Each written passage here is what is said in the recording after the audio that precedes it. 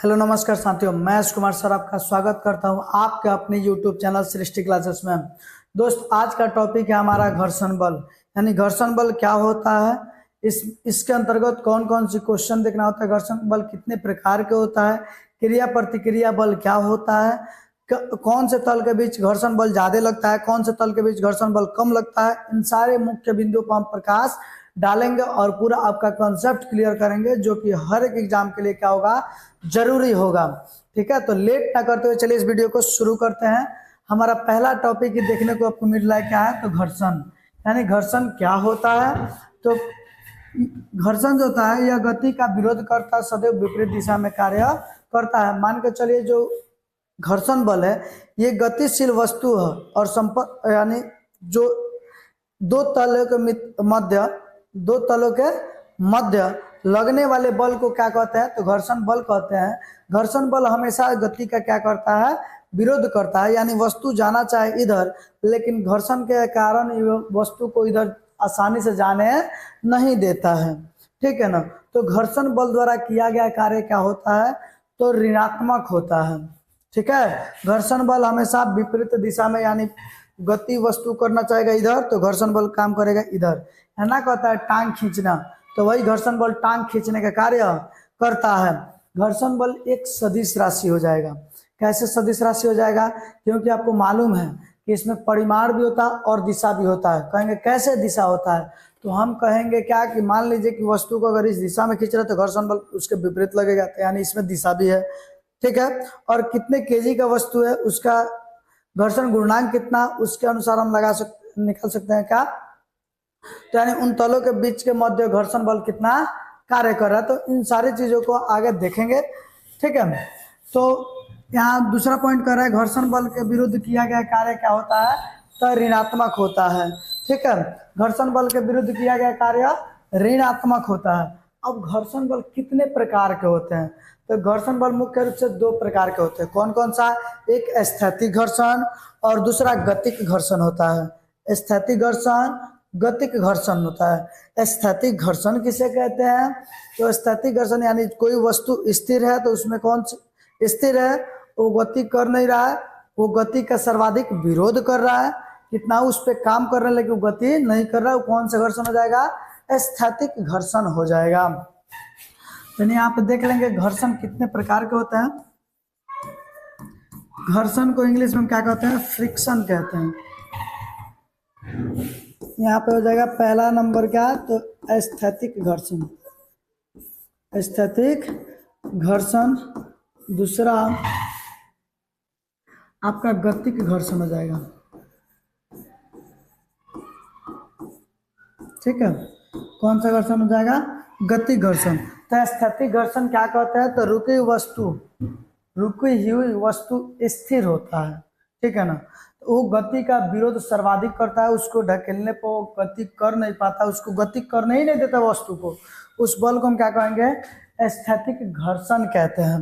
अब आते हैं गतिक घर्षण। तो यानी गतिमान वस्तु और संपर्क तल के मध्य, यानी मान लीजिए कोई गतिमान वस्तु है, ठीक है, कोई वस्तु है यहाँ से गतिमान है और संपर्क तल ये है, इन दोनों के मध्य जो बल लग रहा है ना, एक का हम क्या कहेंगे, तो गतिक घर्षण कहेंगे। कौन सा बल कहेंगे, गतिक घर्षण कहेंगे। अब गतिक घर्षण मुख्य रूप से दो प्रकार के होता है। कौन कौन सा, दो प्रकार से, तो एक होता है सर्पी घर्षण, सर्पी घर्षण। दूसरा आपका होता है लोटनी घर्षण, लोटनी घर्षण। लोटनी कहिए चाहे लोटनी कहिए, आपका क्या हो जाएगा, घर्षण। यानी गतिक घर्षण दो प्रकार से है। कौन कौन सा, सर्पी घर्षण, लोटनी घर्षण। सर्पी घर्षण किसे कहते हैं, जैसे मान लीजिए कि कोई एक वस्तु रखे, ठीक है, मान लीजिए कोई एक वस्तु है,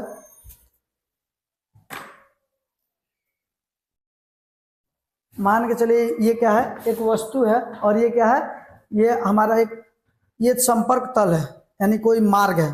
ठीक है ना, और इस पे हमको क्या करना है, सर्पी घर्षण को समझाना तो क्या करेंगे, हम यहाँ पे रखेंगे और ये क्या करेगा, तो सरकते सरकते सरकते सरकते जाएगा, इसको सर्पी घर्षण कहेंगे। जब सरकते हो जाएगा तो उसे सर्पी घर्षण कहेंगे।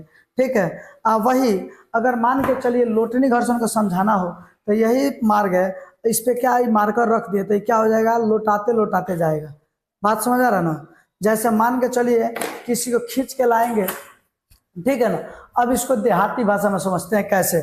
मान के चलिए कोई लड़का है, ठीक है, अब उसका टंगड़िया धोया खींच के लेके चला है, तो उसको घसीटते ला रहा है। कौन सा घर्षण ला रहा है जी, तो सर्पी घर्षण ला रहा है, घसीटाते आ रहा है। उसका टंगड़िया धो के क्या कर रहा है, घसीटाते ला रहा है।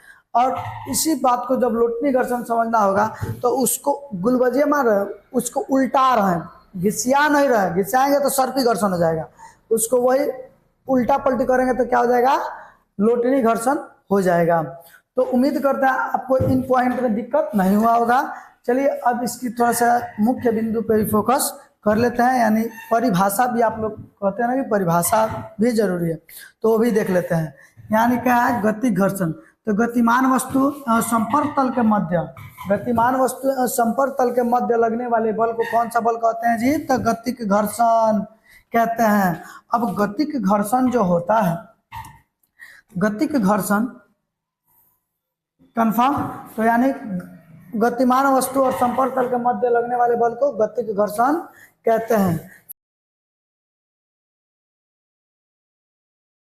अब ध्यान देंगे, इसको याद करेंगे किससे, तो इसको याद करेंगे हम,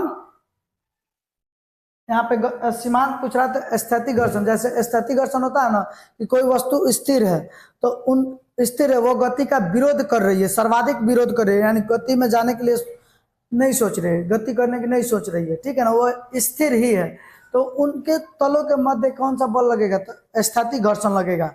लेकिन मान के चलिए हम जबरदस्ती कर रहे हैं उसको, मान के चलिए कोई वस्तु है उसको जबरदस्ती ढकेलने का कार्य कर रहे हैं, ठीक है, तो ढकेलेंगे उस वस्तु को तो ढकेला नहीं रहा है, लेकिन एक ऐसा क्षण आएगा कि उसमें थोड़ा सा और बल लगा दें, थोड़ा सा और बल लगा दें तो क्या हो जाएगा, ढकेला आ जाएगा। बात समझ रहा है, थोड़ा सा और बल लगा दे तो विस्थापित हो जाएगा। तो वही जो थोड़ा सा बल है ना, तो मतलब वो अंतिम सीमा जिस पर वो गति अभी भी स्थिर में है, लेकिन गति करने अगर उसमें थोड़ा सा और बल दे तो वो गति करने लगेगा। उस चीज को हम क्या कहते हैं, तो कहेंगे, यानी देखेंगे किसी स्थिर वस्तु को यदि बल लगाया जाए तो स्थिर घर्षण के कारण वह रुकी रहती है। कोई स्थिर वस्तु है उस पर अगर बल लगाया जाए तो स्थिर घर्षण के कारण वो क्या होती है, वस्तु रुकी रहती है। स्थिर घर्षण के वह अधिकतम मान, यानी स्थिर घर्षण का वह अधिकतम मान जो गति में आने से रोकता है, सीमांत घर्षण कहलाता है, ठीक है। वो स्थिर घर्षण का वह अधिकतम मान जो गति में आने का वो क्या करता है, तो विरोध करता है या रोकता है, उसे क्या कहते हैं, गति यानी सीमांत घर्षण कहते हैं। अब सीमांत घर्षण में थोड़ा सा भी और बल लगा दें तो वस्तु क्या हो जाएगी, गतिशील हो जाएगी। वस्तु क्या हो जाएगा, गतिशील हो जाएगा। बात समझ में आया, यानी यहाँ पे गति घर्षण और सीमांत घर्षण का कॉन्सेप्ट क्लियर। आगे हम देख लेते हैं, नेक्स्ट है हमारा सर्पी घर्षण। तो यह तल के ऊपर खिसक कर गति करता है, जैसे नाव हो गया, स्केटिंग हो गया, ये सब तल के ऊपर ही खिसकता है, खिसकने का कार्य करता है। जैसा कि आपको एग्जांपल से समझाए हैं कि किसी लड़का को धो लिए, उस पर गुस्सा आ गया, उसको धरे टंगड़िया खींचते लेकर चला अपने क्लासरूम में। बात समझ आ रहा ना, तो ओकरा कहेंगे गतिक, ओकरा के कहेंगे हम सर्पी घर्षण। अब आगे दूसरा है लोटनी घर्षण यानी रोलिंग फ्रिक्शन। तो रोलिंग फ्रिक्शन क्या होता है, हम कह रहे हैं किसी वस्तु को तो वस्तु में पहिया लगाकर डगरा देना क्या कहलाता है, तो लोटनी घर्षण कहलाता है। जैसे मान के चलिए हम एक ट्रॉली बैग को लेते हैं, आप ट्रॉली देखे हैं, तो ट्रॉली बैग का लेते हैं, उसका चकवा हम निकाल के फेंक देते हैं ना, खेलने का मन किया, चक्का निकाल के क्या कर दिए, फेंक दिए। अब उसको खींच के लेके आ रहे हैं तो कौन सा बल लग रहा है, वहां पे सर्पी बल लग रहा है। लेकिन वही अगर फिर से चक्का जोड़ दे उसमें तो वहां पे कौन, यानी दोनों नीचे यानी मार्ग यानी जो पथ है और संपर्क तल है जो वस्तु का, उन दोनों के मध्य कौन सा बल लगेगा, तो लौटाने का बल लगेगा, यानी लोटनी घर्षण लगेगा। यानी वो डगरना शुरू कर देता है तो उसे कौन सा घर्षण कहते हैं, लोटनी घर्षण कहते हैं। यह सबसे कमजोर होता है, बहुत ही कमजोर। जैसे मान के चलिए कोई वस्तु को खींच के लाना है, 150 kg का वस्तु है, पूरा खींच के लेके आना है, तो क्या लगेगा? ज्यादा ताकत लगेगा, यानी ज्यादा बल लगेगा, ठीक है ना? क्यों? क्योंकि उसका तल जो है, आदमी का तल तो ठीक है, लेकिन मान लीजिए जो वस्तु ला रहा है उसका तल है, और जो संपर्क तल है वो हो सकता है कि खुरदरा तल हो, ठीक है ना? तो दोनों के बीच में घर्षण बल क्या लगेगा? तो ज्यादा लगेगा, ठीक। तो यहाँ पे सबसे कमजोर कोई बल होता है तो कौन सा बल होता है? तो वो लोटनी घर्षण जो होता है बल होता है। और सबसे मजबूत बल तो स्थैतिक घर्षण होता है, ठीक है। आगे हम देखेंगे पॉइंट कि अगर मान के चलिए कि घर्षण को क्या करना हो, कम करना हो, तो वहां पे क्या करेंगे? घर्षण को कम करने के लिए उपाय क्या कर सकते हैं? तो पहला उपाय कर सकते हैं, मान लीजिए कि दोनों संपर्क तलों के मध्य हम क्या ग्रीस डाल दें या पाउडर डाल दें, ठीक है ना? या उसके सतह को पेंट कर दें। जैसे आप लोग देखिएगा गांव देहात में चौकी जब बनवाते होंगे, तो चौकी बनवाते समय में वहां पे क्या होता है ना कि उसके सतह को, यानी जिस पे सोया जाता है, उसको चिकना बनाने के लिए बढ़ई जो होता है उस पर क्या मारता है? रंदा मारता है, जिससे वो क्या हो जाए? चिकना हो जाए और वहां पे दिक्कत ना हो। लेकिन अगर मान के चलिए अगर वो रंदा नहीं मारता है, तो हो सकता है कभी भी बिना बिछावना के सोते हैं तो आपका चमड़ी उमड़ी सब उसी में उधर जाए, बात में, यानी आपको तकलीफ होगी। समझ आ रहा है? यानी घर्षण बल में क्या क्या ठोस यानी ग्रेफाइट चूर्ण डालकर, ग्रेफाइट का चूर्ण डाल देंगे या पाउडर डाल देंगे, तो दोनों सतह के बीच में क्या हो जाएगा? घर्षण बल कम लगेगा। जैसे सुनिए, जैसे आप कैरम बोर्ड देखे हैं, कैरम बोर्ड देखे हैं, तो कैरम बोर्ड में स्ट्राइकर जो होता है वो कहते हैं फास्ट काम करने के लिए उसके यानी उस कैरम के क्या करते हैं, वहां पे बोर्ड पे क्या करते हैं? तो पाउडर छिड़क देते हैं, जिसके कारण क्या होता है, यानी सर्पी घर्षण जो स्ट्राइकर का होता है वो आसानी से हो जाता है। दूसरा स्नो स्नैक, जैसे मोबिल लगा दिए, ग्रीस लगा दिए, तेल लगा दिए, थूक लगा दिए। थूक समझ रहे हैं? जैसे आप लोग देखे होंगे क्रिकेट में ना, तो थूक करके वो अपने दहिया पोंछ करके तब बॉल कराता है, ठीक है ना? उसके बाद से और भी इसमें एग्जांपल आप ले सकते हैं। जैसे मान लीजिए कोई भी दो सतह है, उस ओकरा मध्य क्या कर, यानी उसका आकार दे सकते हैं, आकार में चेंजिंग कर सकते हैं। मान लीजिए कि ये क्या है, तो समतल है, लेकिन हम समतल ना देकर इस तरीके से आकार दे दे तो क्या होगा? आसानी से वस्तु ना खिसक के चलाएगी, यानी आकार बदल कर भी हम वस्तु को आसानी से एक जगह से दूसरे जगह पर ले जा सकते हैं कम घर्षण पे।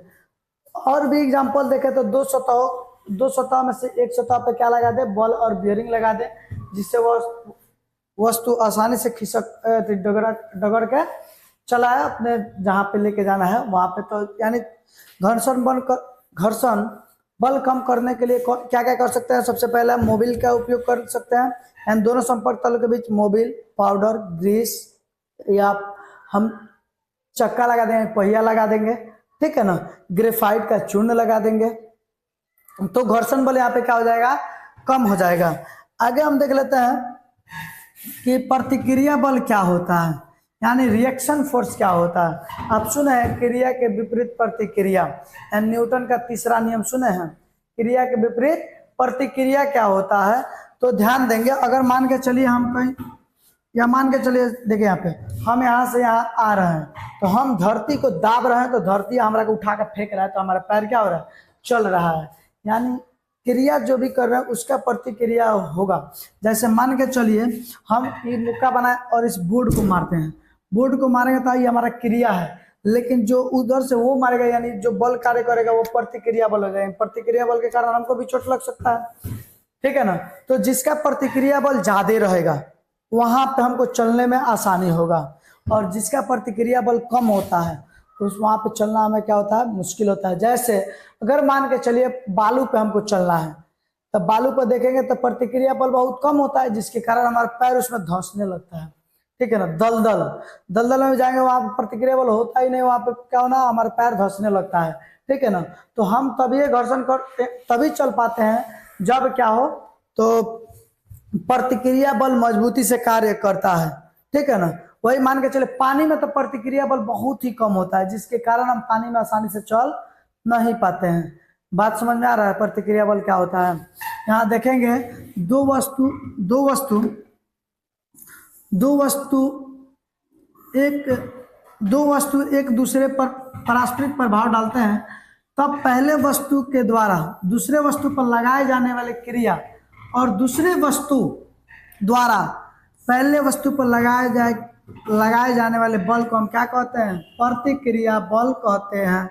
जैसे मान के चलिए ये हमारा पथ है, ठीक है ना, ये एक संपर्क तल है और ये वस्तु का संपर्क तल है।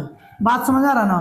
तो ये वस्तुआ जो है नीचे की ओर ढकेल रही है, यानी अब कुछ ना कुछ तो भारी होगा ना, तो ये नीचे की तरफ ढकेल रही है, लेकिन ये संपर्क तल ऊपर की ओर ढकेल रहा है। बात समझ रहा है? तो इन दोनों के मध्य जो बल कार्य करेगा वो कौन सा बल कार्य करेगा? तो प्रतिक्रिया बल कार्य करेगा। मान के चलिए हम किसी को मारे खींच के, अगर एक थप्पड़ मारे तो वो क्या कर सकता है ना, अगर मार देगा तो यानी प्रतिक्रिया बल में वो भी क्या कर सकता है? प्रतिक्रिया कर सकता है, नहीं रिएक्शन कर सकता है। अब रिएक्शन हमरों को एक घींच के धर दिया। बात समझ आ रहा ना? तो क्रिया के विपरीत प्रतिक्रिया इसमें होता है। यानी अब आपको समझ में अच्छे तरीके से आ गया होगा कि प्रतिक्रिया बल क्या होता है। अब हम आगे क्वेश्चन देख लेते हैं। क्वेश्चन इस पे है, कह रहे एक वस्तु समतल तल पर 40 एन मतलब समझ रहे न्यूटन, क्या हो जाएगा आपका 40 न्यूटन का बल लग रही है। यदि घर्षण गुणांक 2 है तो प्रतिक्रिया बल क्या होगा? यानी घर्षण गुणांक जो होता है इसको हम म्यू से सूचित करते हैं। म्यू बराबर फॉर्मूला होता है एफ बराबर क्या होता है? तो आर होता है। एफ जहाँ एफ क्या है तो बल है और आर क्या है तो रिएक्शन है, यानी प्रतिक्रिया बल है, और म्यू क्या है तो घर्षण गुणांक है। तो यहाँ कह रहा है एक वस्तु समतल तल पर, समतल तल कैसा? समतल पर 40 न्यूटन का बल, यानी हम क्या लगाएंगे 40 न्यूटन का बल लग रही है। यदि घर्षण गुणांक 2 है, यानी घर्षण गुणांक 2 है, तो प्रतिक्रिया बल ज्ञात करना है, यानी आर हमको क्या करना है? ज्ञात कर देना है। बबुआ इसके बाटा में 1 लेंगे, तिरछा तिरछी धके हटा देंगे, तो यहाँ से देखेंगे तो गुणा हो जाएगा, तो क्या हो जाएगा 2 आर बराबर 1 में 40 होगा तो 40 हो जाएगा, यानी आर बराबर क्या हो जाएगा तो 40 बट्टा में क्या होगा 2 हो जाएगा। आर बराबर हमारा क्या हो जाएगा तो 20 जो होगा हमारा बिल्कुल सही उत्तर होगा। बात समझा? यहाँ से भी यहाँ काट सकते थे, अच्छा यहाँ से यहाँ भी काट सकते थे, कोई दिक्कत? तो आपका यहाँ पे प्रतिक्रिया बल क्या होगा तो 20 हो जाएगा। चलिए आगे हम क्वेश्चन और देख लेते हैं, ठीक है ना। आपका हम टाइम ज्ञान नहीं करना चाहते हैं, खराब नहीं करना चाहते हैं, ठीक है ना, जिसके कारण खाली पढ़ने आए तो पढ़ाई पे फोकस कीजिए, इसके बाद जाके आधा घंटा देख लीजिएगा जो भी देखना हो। बात सुन रहे ना? अच्छा है बत्तिया लीजिएगा। चलिए तीसरा नंबर है, पर 30 डिग्री के कोण पर झुकी तल के लिए घर्षण गुणांक कितना होगा? यानी मान क्या है 30 डिग्री के कोण, मान लीजिए थीटा है, थीटा का मान कितना दिया तो 30 डिग्री दिया है, तो डायरेक्ट मारेंगे क्या कि यहाँ पे जब भी घर्षण गुणांक पूछेगा यानी म्यू पूछेगा तो हम क्या लगाएंगे तो tan थीटा लगा देते हैं। क्या हो जाएगा tan थीटा। तो यहाँ ध्यान देंगे तो tan का थीटा का मान 30 डिग्री दिया हुआ है, तो इसको क्या हो जाएगा tan 30 के मान आप लोग जानते हैं 1/√3 होता है, तो 1/√3 हमारा क्या हो जाएगा बिल्कुल सही उत्तर हो जाएगा। जब भी थीटा कोण दिया रहे, ठीक है, और उसके बीच के क्या पूछे घर्षण गुणांक पूछे तो धड़ाक दे tan उतना का मान रख देंगे, हमारा आंसर निकल के आ जाएगा, कोई दिक्कत? आगे चलिए देखते हैं हमारे कौन सा क्वेश्चन है। कह रहा है किसी तल पर एक वस्तु 150 मीटर प्रति सेकंड की चाल से चल रही है। एक तल है जिस पर कोई वस्तु है और 150 मीटर प्रति सेकंड की चाल से चल रही है। यदि घर्षण गुणांक 5 है तो रुकने में समय कितना लगेगा? रुकने में समय कितना लगेगा? तो एक फॉर्मूला याद रखेंगे, यहाँ पे क्या हो जाएगा T बराबर V बटा म्यू जी। क्या हो जाएगा T बराबर V बटा म्यू जी, जहाँ V क्या है तो वेग है, G क्या है तो गुरुत्व त्वरण, T क्या है टाइम है, और U क्या है तो घर्षण गुणांक है। तो वही क्वेश्चन कह रहा है एक वस्तु का वेग 150 यानी 150 मीटर पर सेकंड की चाल से चल रही है। यदि उसका घर्षण गुणांक कितना 5 है, तो समय कितना लगेगा। अब 5 है, लेकिन यहाँ पे ध्यान देंगे तो जी दिया है और जी का मान कितना होता है, तो 9.8 मीटर पर सेकेंड होता है। लेकिन हम इसको कैलकुलेशन को आसान बनाने के लिए हम इस यहाँ पे क्या लिख देते हैं, लगभग में 10 मान लेते हैं। तो हम देख लेंगे, यानी 150 और 5 में गुणा करें तो आप सभी जानते हैं कितना हो जाएगा, 50 हो जाएगा। अब ये कट जाएगा, कितना होगा जी, तो 3 सेकंड जो होगा हमारा बिल्कुल सही उत्तर होगा। तो ये फॉर्मूला को याद रखेंगे, ठीक है, कि जब भी वेग दिया रहे और घर्षण गुणांक का मान दिया रहे, हमसे पूछे टाइम, तो टी बराबर होता है v बटा। अब हम देख लेते हैं नया क्वेश्चन ना, यानी दूसरा क्वेश्चन। तो दूसरा क्वेश्चन क्या कह रहा है, 20 न्यूटन की चाल से एक वस्तु गतिशील है, न्यूटन नहीं जी, गड़बड़ होता है, 20 मीटर प्रति सेकंड की चाल से एक वस्तु गतिशील है। यदि तल का घर्षण गुणांक 2 है तो वस्तु कितनी दूर जाकर रुकेगी। ध्यान देंगे, इसमें दूरी पूछा है, पिछला में पूछा था टाइम, यानी कितने देर में रुकेगी, लेकिन यहाँ पर कितनी दूर जाकर रुकेगी। तो यहाँ पे फॉर्मूला यानी एस बराबर फॉर्मूला क्या लगाएंगे, तो v का स्क्वायर कर देंगे और बट्टा में हमारा हो जाएगा 2 म्यू जी हो जाएगा। बात समझ में आया। अब यहाँ पे जब ध्यान देंगे तो आगे क्वेश्चन हम बनाना शुरू करेंगे। तो एस यहाँ पे दिया नहीं, क्योंकि एस से हमें पूछ रहा है कितने दूरी पर जाकर रुकेगी। v स्क्वायर यानी v का मान दिया, v का मान कितना है जी, तो 20 है, 20 का क्या कर देंगे स्क्वायर। अब बट्टा के बाद हम क्या करेंगे बाबू, तो बट्टा के बाद यहाँ 2 है तो 2 दे देंगे। म्यू का मान यानी घर्षण गुणांक का मान कितना, तो 2 कह रहा है, और यहाँ पे जी का मान तो जानबे करते हैं कितना होता है, 10 होता है। यहाँ 20 का स्क्वायर कितना हो जाएगा, 400 हो जाएगा। और जबकि यहाँ देखेंगे तो 10 दूना 20, अब 20 दूना 40, यानी यहाँ बनाएंगे तो 1 0 से 1 0 और 4 दहिया 40, यानी 10 जो मीटर होगा हमारा बिल्कुल सही उत्तर होगा।